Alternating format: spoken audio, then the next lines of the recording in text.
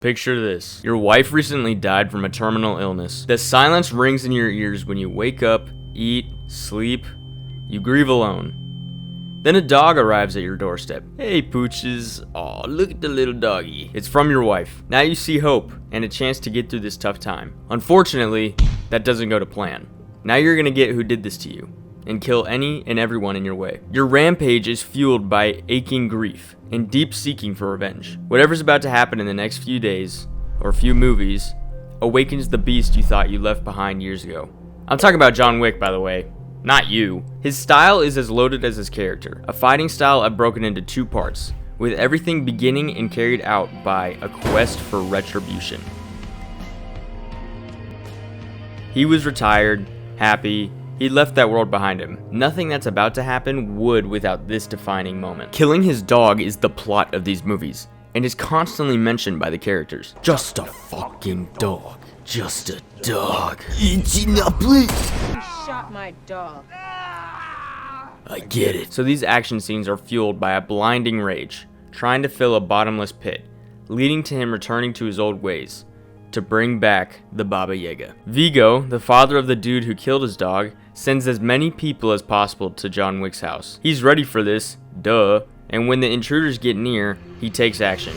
Hold on, 1 second. I just want to mention something. With John being referred to as the boogeyman, the only way I can think to describe how he's set up to the audience is as more of an overpowering force than a human. He's spoken about like a different breed entirely, and this scene right here captures this perfectly. Vigo calls John at an effort to settle things before they get too ugly. In the entire call, John says nothing, and when asked what John said on the call, Vigo says, "Enough." The exposition they're giving for John Wick is insane, and they pay it off perfectly.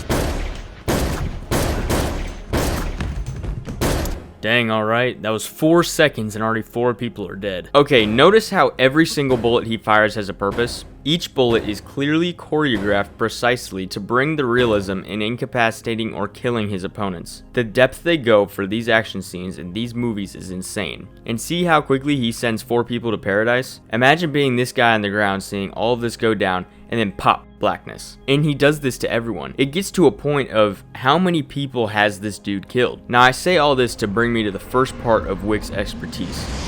Guns. The gun techniques used in these movies are amazing. Guns are a core part of this franchise. I mean, come on, you know this classic suit-up scene. I need something robust, precise. The shooting, disarming, cool ways he reloads, he's super quick and his aim is unbelievable. Think about how much focus and training it takes to have this kind of accuracy. Yes, I know it's a movie. I'm aware it's not real, but if you think having similar aim like this in real life, or anything I've touched on in previous videos, isn't possible, it is. But I'll get into that later. Due to his supreme aim, the main body part he aims for is the head. He's a hitman, an assassin. His job is death. If he's not close range, he's immediately aiming for the head. Like I said earlier, his main objective is lights out. Roll credits. The Equalizer gave at least a little time usually. The only reason you aren't dead when you see John Wick is because you either take care of his dog or you're just as skilled as him, which these intruders are not, hence all of them dead by the end of this scene. So John jumps down the stairwell, kills a few more dudes, yada yada yada, day in the life. He gets up against a wall to reload, and someone sneaks up on him. They grab onto his hands to direct the gun away. Now this is where John uses his elite skills in hand-to-hand combat. Instead of fighting this forward pressure, John uses the momentum pulling him and swinging him into this bookshelf. This is a big part of Wick's style, which is using his attacker's momentum against them. But wait, it gets better. He reaches his arm underneath and launches this guy over his shoulder, slamming him on the ground. Now pay attention to that, because you'll never see a move like this again in these films. Psych! In every scene, John throws someone, takes him to the ground, or overall performs a takedown. He does it in literally every single fight scene. Try to find a fight scene where John doesn't do that. This is gonna be you next time you watch John Wick with somebody. Wait, he's about to take him to the ground. Wait, hold on, watch. Are you watching? Wait, right here. Oh, no, hold on.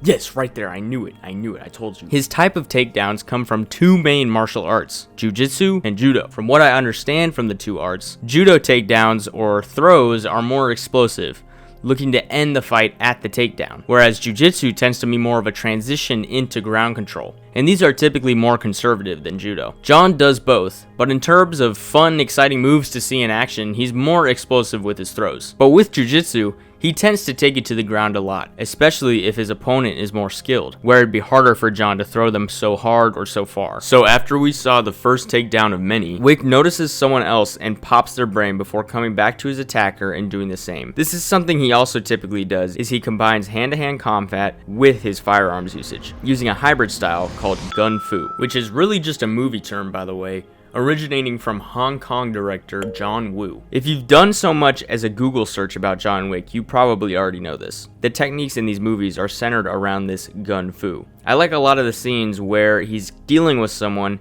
and has to kill someone else coming to join the action while simultaneously dealing with his original attacker. Each time it's done on screen, it looks super dope. There's one specific style John uses in close proximity with his gun that I've noticed multiple times. He usually pulls it in contact distance, where the gun is touching his target. He shoots 2 to the chest and 1 to the head. It's not a double tap, it's a triple tap, or some amount of shots to the chest before a shot to the head. I guess he does this because as a hitman, he leaves nothing to chance. I mean, it has its place, I guess, since he had to shoot this sumo wrestler multiple times in the body and head before he actually died. Personally though, I don't really get it.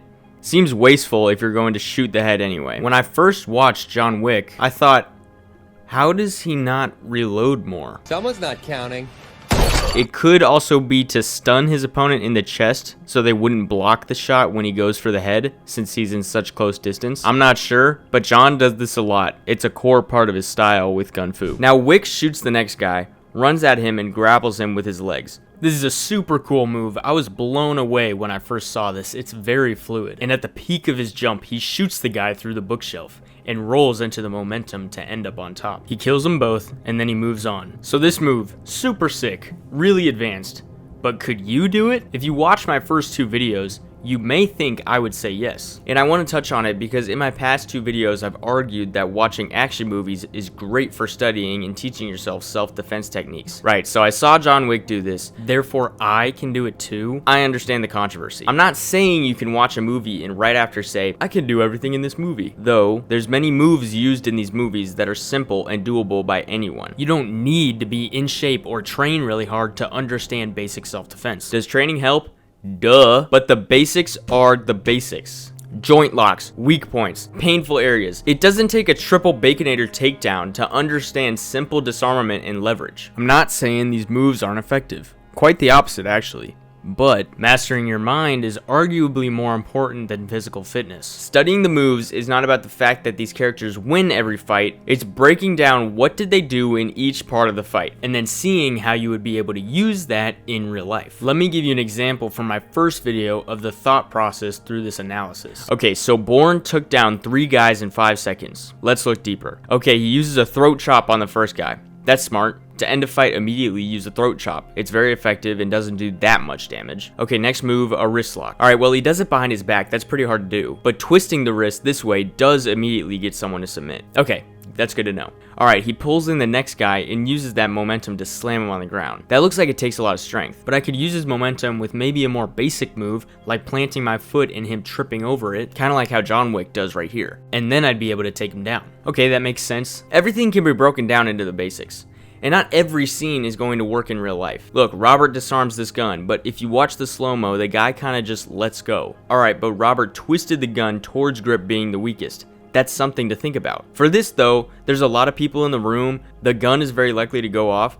I wouldn't pull a move like this in this scenario, but it's worth slowing down and looking at closer. Now, just to understand where I'm coming from, if you'd like, you could do a little research, watch a YouTube video here and there, understand basic hand-to-hand, gun and knife self-defense, and then you'll realize it's fun to watch action movies with fight scenes. Why? Because choreographers, especially if they're really good, make realistic fight scenes, and they use real moves. So you can watch a movie and now that you have a certain eye for self-defense, you can see a move like this and be like, damn, rewind that. Huh, I never thought of that. And then you could save that in your brain. The more research you do, the more knowledge you attain, the more movies you see, the more confident you'll be in your knowledge of self-defense, and thus the more capable you are to do so in real life. At the very least, if there's any takeaway from what I'm saying. Understanding self-defense makes action movies more enjoyable to watch. So, let me show you a move I like that comes up in this John Wick scene.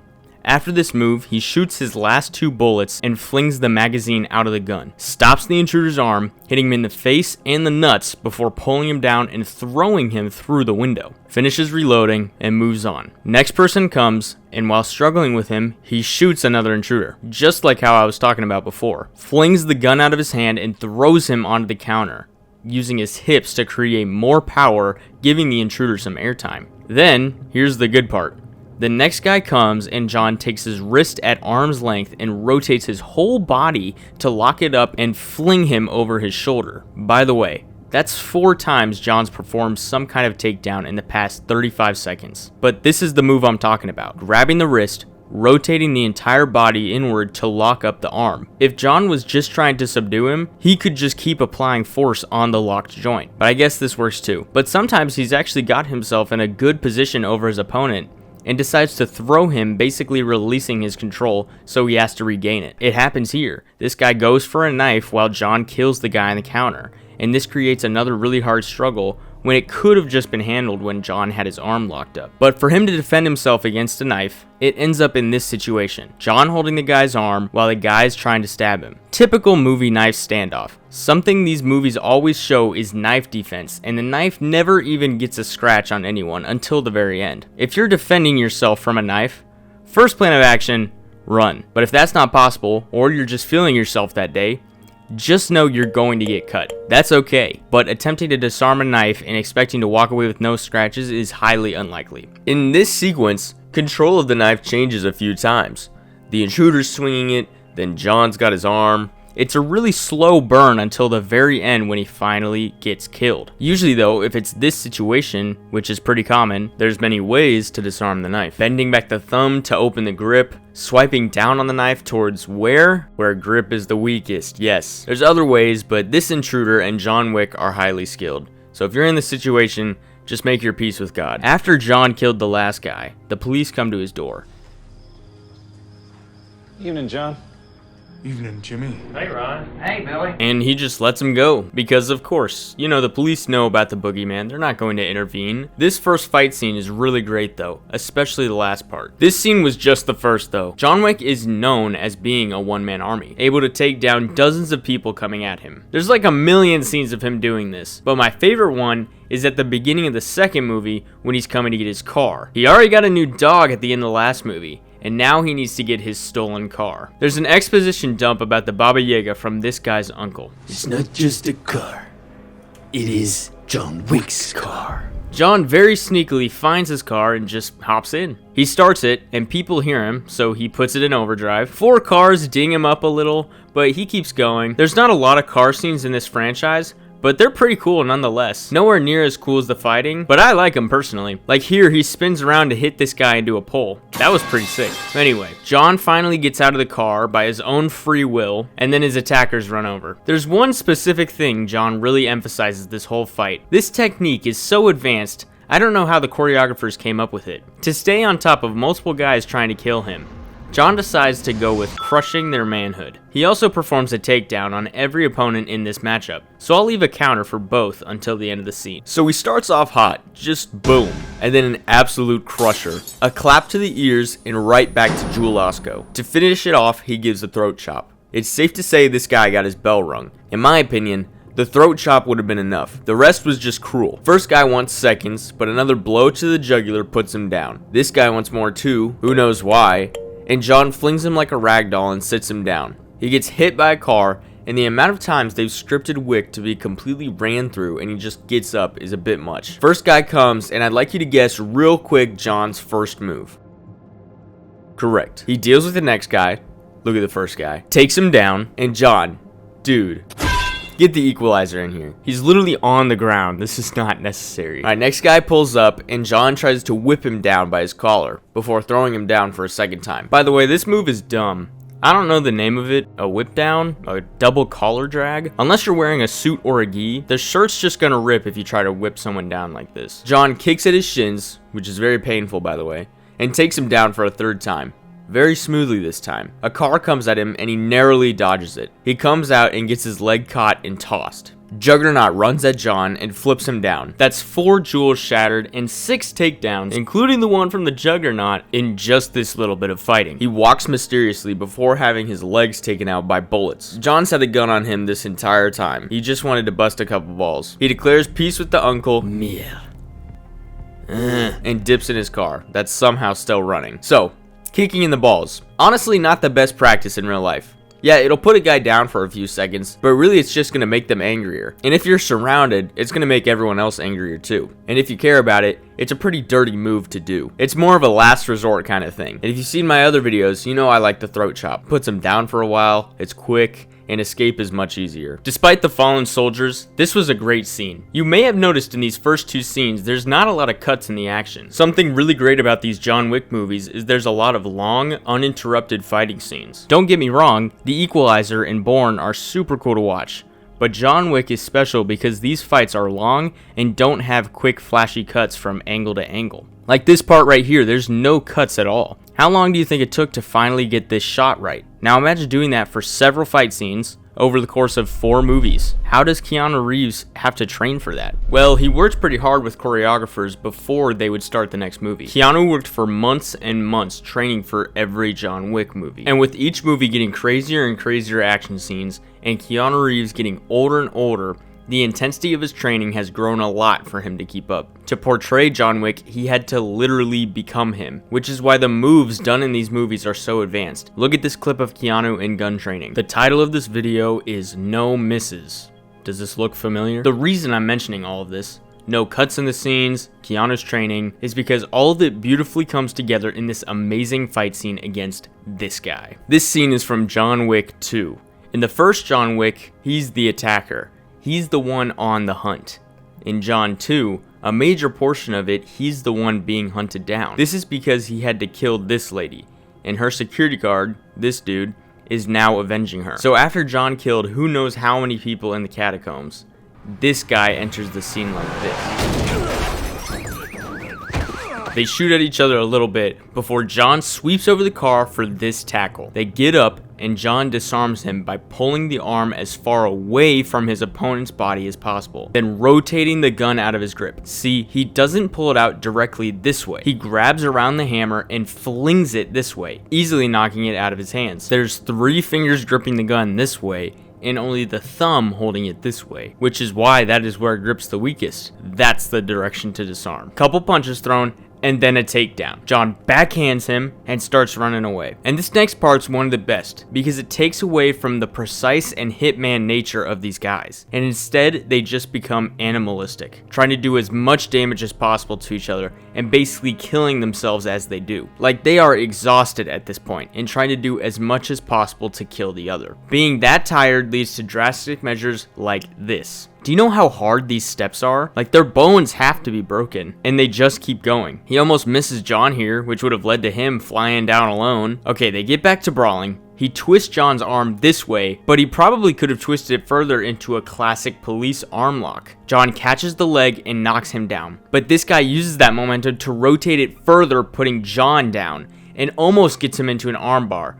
But John's bicep is clearly just too strong. Then the knife comes out, and Wick stops it like this. Do you know the precision and strength it takes to stop an arm as it's coming down at you with a knife? They do this all the time, multiple times in this fight. They flip around, and John pulls out his gun, which gets blocked by this guy's foot. This character knows how to use everything possible at his disposal. The director wanted to fight with someone that had as much skill as John Wick, and I'd say he's doing a pretty good job. He spins around on the ground and thrusts the knife down, and is blocked perfectly again. More struggling, more knifing. John gets thrown down, gets up, and finally swipes the knife out of his hand. I think if he swiped it more in this direction is when it actually would have taken the knife out. John gets flipped down again. He's honestly getting tossed in this fight. He reloads with the armpit of his leg, and he just gets thrown through a window instead. This guy's like, hey, no fighting on continental grounds. They settle down and decide to grab a drink. Gin, wasn't it? Yes, bourbon. Right. Not the best acting, I'll keep it frank. This scene was great though. It showed two skilled fighters going to the absolute limit of exhaustion, and was the best showcasing of raw, uncut stunt skills that these actors put months of work into perfecting. John tried to use his whole arsenal though. Takedowns, he tried to use his gun. He actually finally got it pointed at his head, but too late. They're now on continental grounds. John Wick has so many other fight scenes. I may analyze more in the future, especially if the 5th movie comes out, and apparently even a 6th one. But Keanu Reeves is 61 years old, so glad to see a bunch of people that share the same passion for action movies as I do. I've read all the comments of the Equalizer and Boar videos, and I appreciate it dearly. New video coming soon. Peace.